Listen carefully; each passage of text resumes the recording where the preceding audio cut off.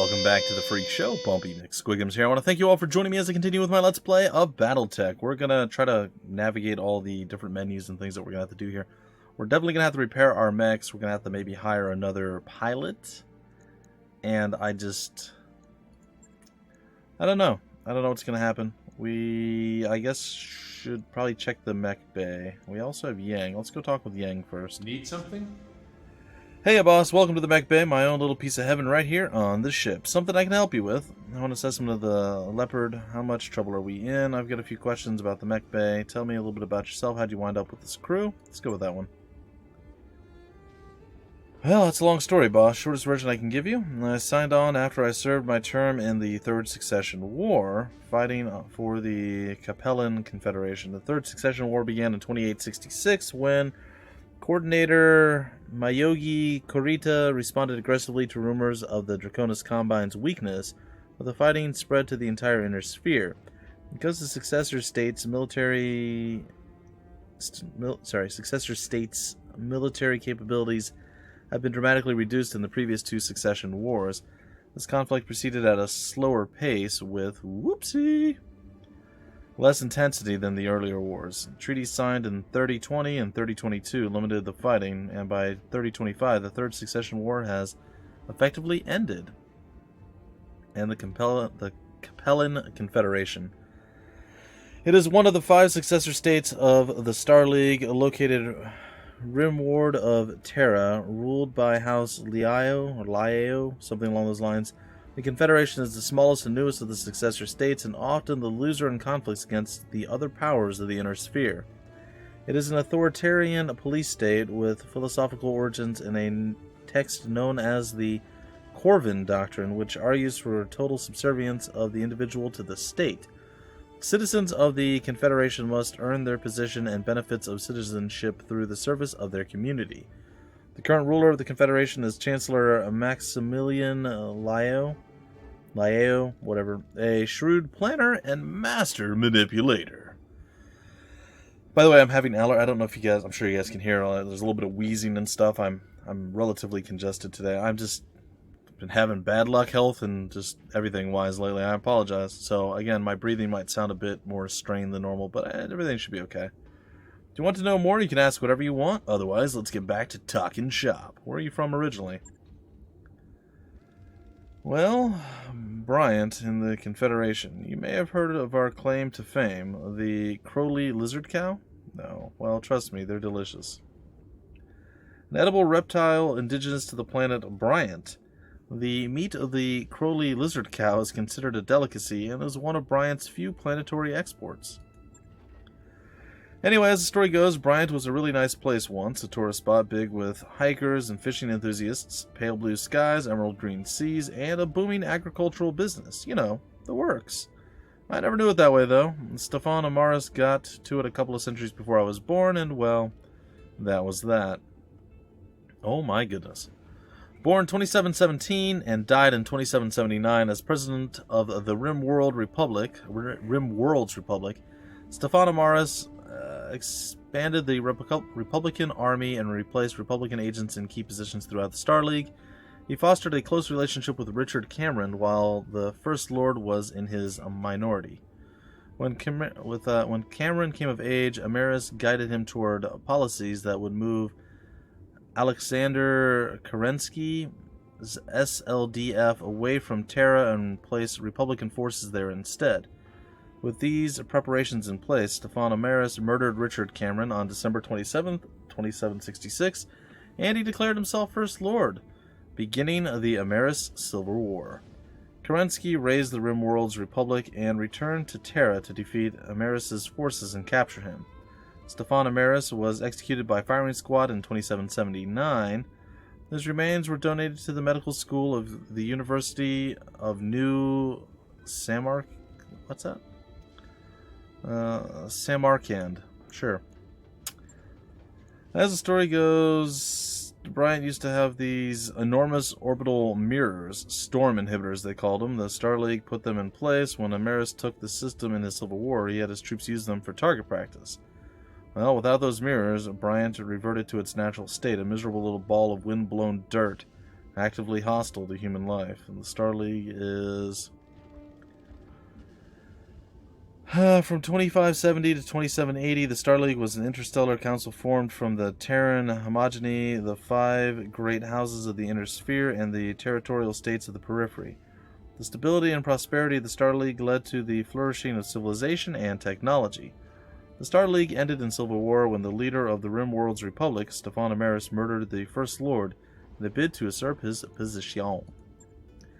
By the time I came along, the only places where people could live in relative safety were the planet's poles. Of course, you can't fit a planet's entire population into a handful of cities at its poles. There just isn't enough space, no matter how far down you dig or how tall up you build. A lot of people, mostly the poor, died in the early days. There's still a lot of overcrowding in Bryant cities even now. Well, that was disappointing. Well, that's my childhood home in a nutshell. Way too many people jammed into a tiny claustrophobic space with nowhere to go but off planet. I cleared out of there as fast as I could and never looked back. Gotta admit though, I do miss the taste of lizard cow. Me too. Alright, I'll talk to you later. I wanna see about the Mech Bay. Yeah, then hit me up with them. I'll do what I can to answer. I mean, I don't want to wax poetic or nothing, but the Mech Bay is where the magic happens, boss. It's the beating heart of a mercenary outfit. Tutorial. Anything I should know about the Mech Bays themselves? Well, beyond each cubicle holding one battle mech, not much. It's all about capacity. The more Mech Bays we have, the more mechs we can keep battle ready, and the more mechs we have battle ready, the more flexibility you have in your deployment options. Makes sense? Why use Mech Storage? A few reasons. First, we have limited capacity in the Mech Bay, so we need to store the overstock for the eventual sale or for the use in the future. Second, we don't pay upkeep costs on mechs in storage. That's a business thing, though, not my department. Third, and this is important, whenever we pick up partial mech salvage from the battlefield, I put it in storage for you. If we gather or buy enough partial mech salvage to complete a battle mech chassis, my team will assemble it right away. Let me know if you want to keep it in storage or have it readied for combat. Have it readied for combat, because too many it's. It's fine. Battle mechs are expensive as hell, so assembling one out of salvage is our best bet for expanding our roster. Love that. That's 100% on point with the MechWarrior games. I'm telling you, remember I told you guys already that I would get the supercharged, like I would overheat in 2 shots. I'd fire like all these lasers. If you hit them dead center in the cockpit and you just fried the cockpit, the rest of the mech was relatively safe, and all you would have to do at that point is salvage or fix or repair or replace the cockpit, and then the whole chassis and everything else was already there, and you could just go. Like, I literally got from like a tiny, it wasn't like super small, it was like the low end of like a medium-sized mech with like all out everything I could throw in lasers. When I did that, I took out and I got an assault mech on like my 3rd or 4th mission. I could be exaggerating the numbers, but I got it super early, way before you could afford it. It was like 10 times the amount of money that I had at the time, or maybe even more than that. It was great. Alright, what happens when a mech goes into or gets readied from storage? When you send a mech chassis into storage, our mech techs dismount all of its weapons and equipment and place them in your inventory for use on any other chassis. The chassis can stay in storage indefinitely, and don't worry about storage capacity, boss. I'll make it fit, don't you worry. Okay. I think that's it. I think I'm done with you with those 2 things. Oh no, there's still more stuff here. Alright, Mech Components. One of my favorite topics. In the Mech Bay, you can browse all the equipment we have available in the inventory. There are 2 types of components I can install in a battle mech. Weapons and equipment. Tell me about ballistic weapons. Ballistic weapons such as the autocannon pack a good punch and generate little heat. You can also destabilize an enemy if they get hit enough. But ballistic weapons are, ballistic, so they do require ammo, and ammo can explode if it takes a hit in combat, which is bad news all around. Ballistic weapons are also pretty heavy and can take up a lot of space on a mech. Strengths and weaknesses, boss. Strengths and weaknesses. What about energy weapons? Well, energy weapons don't use any ammo, but they sure generate a lot of heat. You may need to invest in additional heat sinks to keep your mech cool if you choose an energy-heavy loadout. Ah, I'm loving this. What about missile weapons? It's the same thing. Missile weapons are his favorite. Yeah, they require ammo and generate moderate heat, but the pounding they can deliver can destabilize an enemy faster than most other weapons. And having multiple projectiles in a shot means that you're almost guaranteed to at least hit a single hit. Long-range missiles are also capable of indirect fire. If one of your units has a line of sight on an enemy, it can act as a spotter for a long-range missile-equipped unit that doesn't. With a spotter, a mech, and that's probably what we should use the light mechs for, is spotting the enemy. With a spotter, a mech equipped with LRMs can stay behind cover and arc its missiles to hit the enemy. The spotter can increase your launcher's effective range, too. Granted, the enemy can do the same to you, but that's someone else's problem. Alright, and we got, support weapons now? Support weapons are lighter than the others, small lasers, machine guns, that kind of thing. I programmed our targeting computers to automatically fire them after a melee attack if they're activated. Well, that's cool. Tell me about the other types of equipment you can refit onto a mech. That's a big list, boss. I suggest you check the store on every system we travel to. You never know what you'll find. Sorry about that. I can install stronger cockpits to reduce the injuries our mech warriors will take, arm actuators that will increase melee damage, rangefinders that increase the range at which enemies can be visually acquired, all sorts of stuff. I'll take up critical slots on a battle mech, some add weight too. Keep your eyes open for them and give them a good once-over before you buy one, so you know what you're getting into. Now, putting powerful weapons and equipment on your mechs is fine and all, but remember, the trade-off is always armor. You know how they say the best defense is a strong offense? Well, they aren't on the battlefield. Don't skimp on the armor, boss, or all that expensive equipment will get reduced to junk with the enemy's first salvo. That's fair. I heard that some manufacturers have developed better versions of some weapons. True that. Different manufacturers tweak their weapons to deliver more damage, have higher accuracy to stabilize the enemy, and a bunch of other stuff. The trick is finding them. They're rare out here in the periphery, so when I see one in a store or salvage pile, I'll always mark it with a plus for you, so you can identify it easier. Alright, that's fair. That's fair. Let me ask you about something else. I think... Wow, there's so much. I know I could probably read this stuff off camera, guys and gals, but again, I want you to get as much information as possible. And I know my reading's not always on point, but I think I do okay enough to get you guys the basic information you need. So hopefully you're okay with all this. Whenever you return from a mission, stop by the Mech Bay here to tell me which mechs you want to have repaired. I'm not going to assume anything. You run this outfit, so you tell me what to spend time and money on. Okay, well, that's not completely true. If I see armor missing from a battle mech, I'm going to repair it automatically. It's standard operating procedure. And we have so much scrap armor laying around that you should consider armor repairs to be free. Nice. Now, if you tell me to repair a mech containing destroyed equipment, the techs will strip that off automatically too. I'll list the equipment they strip, but you're going to want to replace it with something.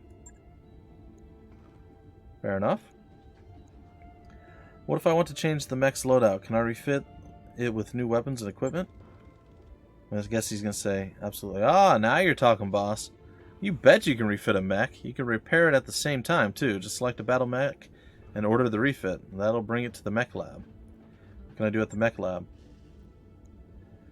Well, that's where you let me know what sort of modifications you want to make to our stable of battle mechs. I can install new weapons and equipment, add or remove armor, location by location, pretty much anything you want. All it takes is time and money, and we've got plenty of both, right? Are there limits to how I can refit a mech? Or refit it? It's hardware, Squigs. Of course there are limits. Your biggest constraints are the chassis' weight and its hardpoints. Yeah. I can't make a mech as heavy as I want. I mean, you can, but you won't be able to move. Negative. A mech's chassis can support only so much tonnage in weapons, armor, and equipment, so you need to keep its overall weight in mind when designing the battle mech's loadout. Makes sense. If your design is over a chassis weight rating, we can't accept the work order. Now, there are ways of making things fit, of course. Trade-offs can be made, but you've got to be careful. We have the ability to remove armor from individual locations in order to squeeze more or bigger weapons on. But less armor is less armor. You don't want to wind up with something that'll blow over in a strong breeze. Trust me on that. I've seen it happen often enough to know. Hardpoint is what you can mount weapons to, I'm assuming. Each location on a battle mech contains one or more weapon mounts called hardpoints. Hardpoints are only designed for one specific weapon type: ballistic, energy, missile, and support. However, most mechs contain locations with more than one hardpoint, so you have some flexibility with what you want to mount there, or what you can. Alright, we're almost done with talking with this guy. We'll just try to get our mech outfitted, and then maybe we'll go and we'll do whatever the next mission is. How do I know what a mech? How do I know what a mech is good at in the first place? Well, that's a great question. There are a lot of different battle mechs out there, and it's hard to know what they were built to do best just by looking at them. I mean, I can, of course, but, you know, I'm me. You, on the other hand, you're going to need some help. Thankfully, I'm a helpful guy. Sorry again, folks. If you check your technical readouts in the mech lab, you'll find that I've included some thoughts about each mech's off-the-rack purpose, or stock role. They're only opinions, mind you, but you might find them useful. Okay. What happens after I order a refit? Once you confirm your work order, it'll be placed in a queue with other repairs and refits on your timeline. Remember, a mech will be unavailable for combat until its work order is complete. So plan your refits carefully. I suggest queuing them up before we head to the next system to use our travel time efficiently. If you want to change a mech's placement in the work queue, select a management task under timeline to prioritize or cancel work orders. Makes sense? And how long do they normally take? I assume that all depends. Yep. Depends on the mech bay conditions you're working in. A good mech bay with advanced scaffolding and equipment is faster than one you'll find on a standard Leopard. I display our mech bay's efficiency and mech tech points on your travel display under the finances and crew morale readouts. The higher the rating, the faster the repairs. Okay, what else we got? Okay, you seem to know your way around the battlefield, Yang. Any advice? Sure, the better you lead in combat, the less work I'll have to do when it's over. Talk about heat. Yeah, let's talk about it. I can't emphasize this enough. Watch your heat. Your mech warriors are sitting on walking fusion reactors out there, using jump jets and firing weapons to generate heat. Sometimes lots of it. If one of your mechs gets too hot, you could do damage to its internal structure, or worse, shut down the engine in the middle of combat, leaving it a sitting duck. How can I affect heat in combat? Well, each weapon system on a battle mech can be toggled on and off each time it takes action. Most mech warriors keep their heat low by toggling off weapons with lower chances to hit. That's fair. But sometimes you'll have a solid chance to hit with everything in your arsenal. That's when you've got to experiment by toggling a few off to make sure you stay below the red line. Okay. And what can I do? Add heat sinks, I'm assuming? Note your mech's heat rating in the mech lab. Oh, there's a heat rating. And install more heat sinks on it if you find that it runs hot in combat. Heat sinks vent plasma from the mech's engine and do a lot to dissipate the buildup from jump jets and weapon fire. Heat sinks are your friend. Alright, what else we got? Is that it? I think that might be it. Nope, mech stability. We're not there yet, guys and gals. We're getting close. Yeah, stability is a smart thing for a commander to understand, boss. Getting pummeled by a weapon fire is a good way for a mech to become destabilized. Walking over rough terrain doesn't help much either. Stabilized mechs can't sprint in combat, and they're vulnerable to falling if hit hard enough while in that state. Well, how do you make them less vulnerable to weapon fire? Well, there's a few ways I can think of. Evasion, cover, and bracing. What's evasion? The running or sprinting, I'm assuming? The short form version is this. The farther a unit goes, the more evasive it becomes. Shooting a moving target is hard. Shooting a faster target is harder. When you order a mech to move in combat, note the number of angled chevrons your command software assigns it. The more chevrons that are displayed, the harder it'll be to hit. Same for the enemy. Okay. Cover. Battle mechs are kind of big, aren't they? Yeah, they're big and scary and dangerous, and they're harder to hit standing in forests and other terrain features. Standing behind buildings or hills is good too. If the enemy can't see you, they're going to have a hard time hitting you. It's all about line of sight. It's fair. Mastiff taught me to brace my mech, but that doesn't make it harder to hit.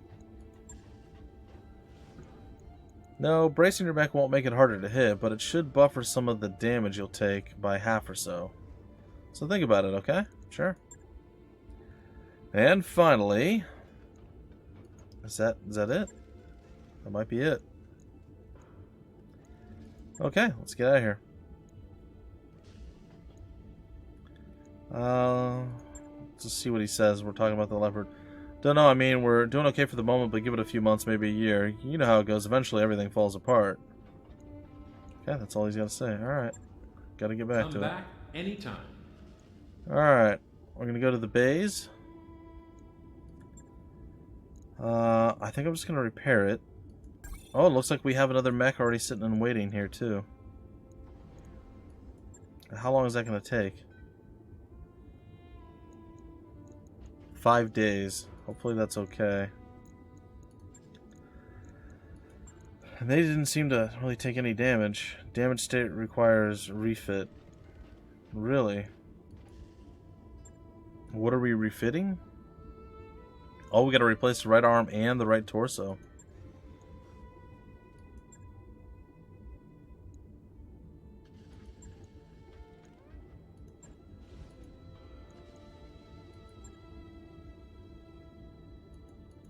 How does this work? Oh, I just drag it over? Okay, so he's... Ooh, that's interesting. So what if I put... What if I move some of the jump jets into the legs? That should still work. It's an extremely maneuverable scout. Okay, we have the medium lasers there, so there's technically nothing wrong with nothing in the arms. And where's our total weight? 30 out of 30 tons. I'm okay with that, and then we can repair this and this.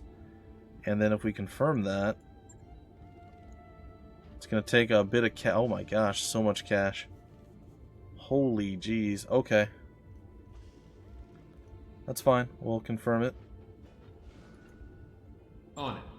That's going to take how many days? That's done. 26 days, just as long as Deckard's out of combat. And then what is this one? It's the Locust. What is this one? Does it say how heavy this bad boy is? I don't see. That's 45, 55, and this is a 20 ton. 20 tons. It's super light. This is a 30 ton. It's also light. Okay, let's I just want to refit it just to see what we have here. Light fire support. It's got machine gun ammo, laser, machine gun, and machine gun in the arms. Huh. Interesting. But I'm okay with that. It looks like we have... What's that?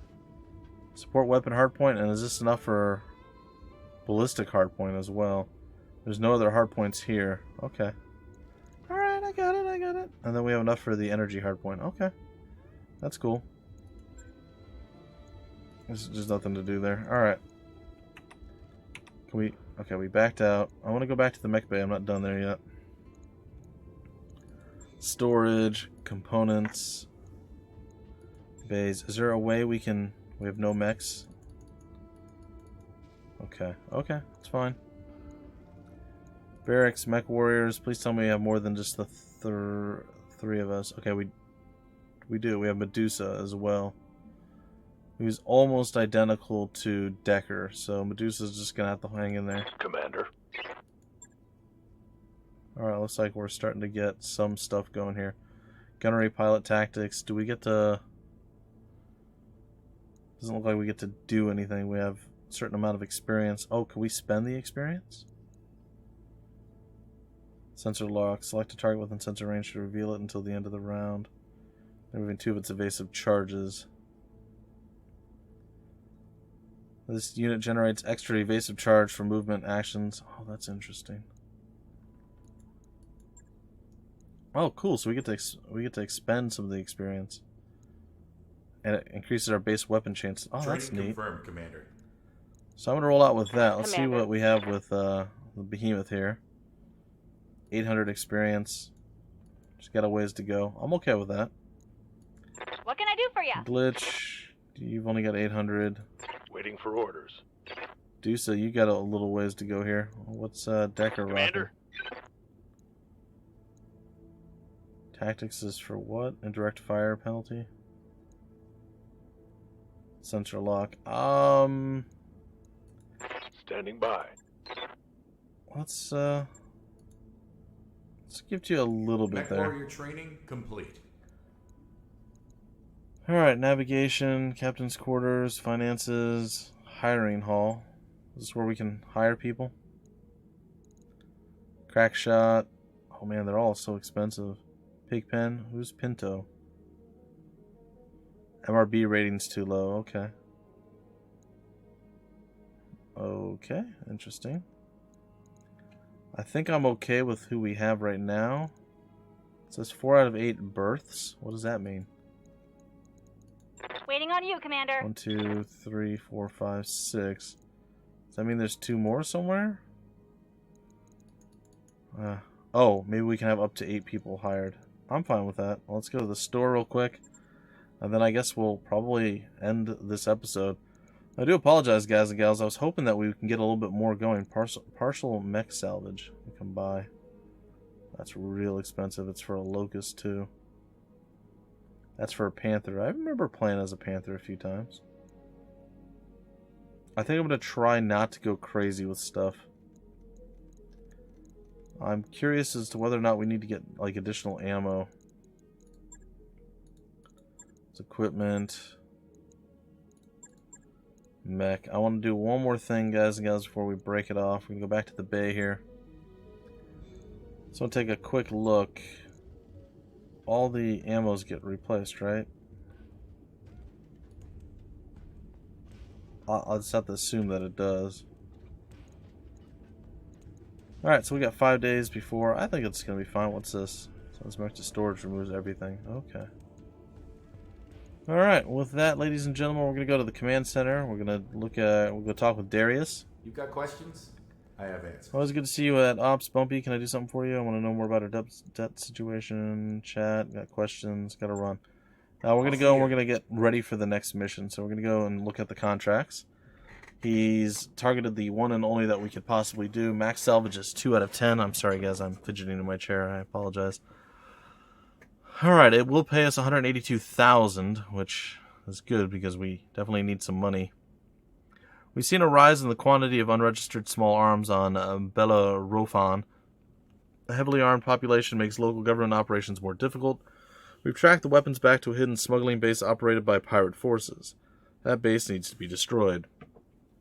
I'm not expecting a lot of defenders, Commander, but there are likely to be turrets. There's a bonus if we wipe out the base garrison as well. That's your call as the situation on the ground develops. Can we negotiate? It looks like we can. We've heard you're a competent mercenary. We've been having some trouble lately, and if you could resolve it for us, we'll ensure that you're paid well. If not, then so be it.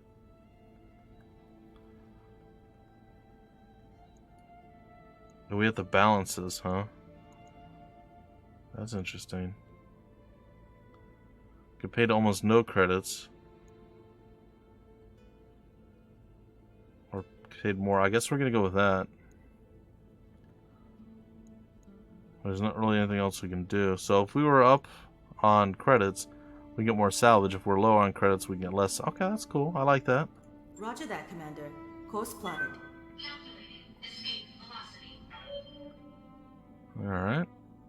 Looks like we're heading there. I'm going to actually pause it right here. And that's going to be where we break off the episode. In the next episode, we'll continue our little adventure. We'll hopefully get into the combat. And hopefully the blackjack is up and working once again. And we'll be able to take the fight and win it fairly easily is my hope, my goal, my dream. And yeah, eventually Decker will return along with the Spider. But for now, we still have, I think, enough people to get the job done.